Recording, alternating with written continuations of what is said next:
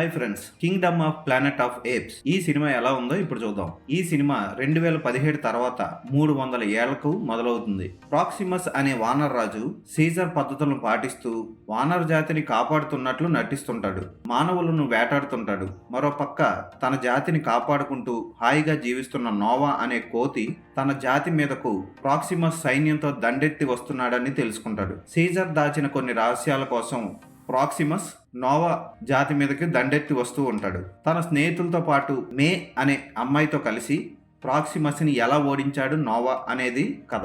Real మోషన్ని capture చేసి దానికి గ్రాఫిక్ని జత చేసి ముందు 3 పార్ట్లు అద్భుతంగా తీశారు. వాటికి ఏమాత్రం తక్కువ కాకుండా వాటిని మించి అద్భుతంగా ఉండేలా తీశారు ఈ కొత్త సినిమాని దర్శకుడు వెస్ బాల్.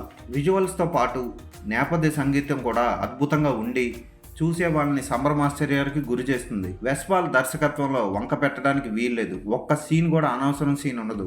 ఫస్ట్ నుంచి లాస్ట్ వరకు గ్రిప్పింగ్గా సాగుతుంది సినిమా. ఇక నోవా పాత్ర సామాన్యుడి నుంచి హీరోగా ఎదగడం హైలైట్గా చూపిస్తారు ఈ సినిమాలో. మేతో పాటు నోవా కలిసి ప్రాక్సిమస్ని ఎదిరించే సన్నివేశాలు అద్భుతంగా పిక్చరైజ్ చేశారు. అద్భుతమైన లోకంలోకి తీసుకెళ్తాడు దర్శకుడు ఈ సినిమాలో. ఇక విలన్ ప్రాక్సిమస్ ఎక్స్ప్రెషన్స్ ఈ సినిమాకి హైలైట్.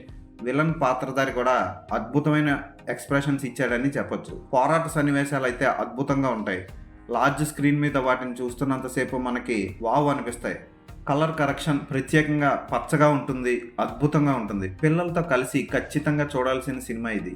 మే పాత్రలో ఫ్రేయా అలన్ బాగా చేసింది. నోవా పాత్రకి లైవ్ యాక్షన్ చేసి మనల్ని మెప్పించాడు ఓవెన్ టీ. కానీ నా ఫేవరెట్ మాత్రం విలన్ ప్రాక్సిమస్. ఆ ప్రాక్సిమస్ కి లైవ్ యాక్షన్ చేసిన కెవిన్ డురాండ్ అద్భుతంగా చేశాడని చెప్పొచ్చు. ఒకవైపు కోతికి సంబంధించిన లక్షణాలు, మరోవైపు మనిషికి సంబంధించిన లక్షణాలు రెండింటిని మిక్స్ చేసి ఫేషియల్ మజిల్ ఎక్స్ప్రెషన్స్ ని అద్భుతంగా క్యాప్చర్ చేయించాడు దర్శకుడు వెస్ బాల్. ఈ సమ్మర్ ఎంటర్టైనర్ కి నేను ఇచ్చే రేటింగ్ 4/5.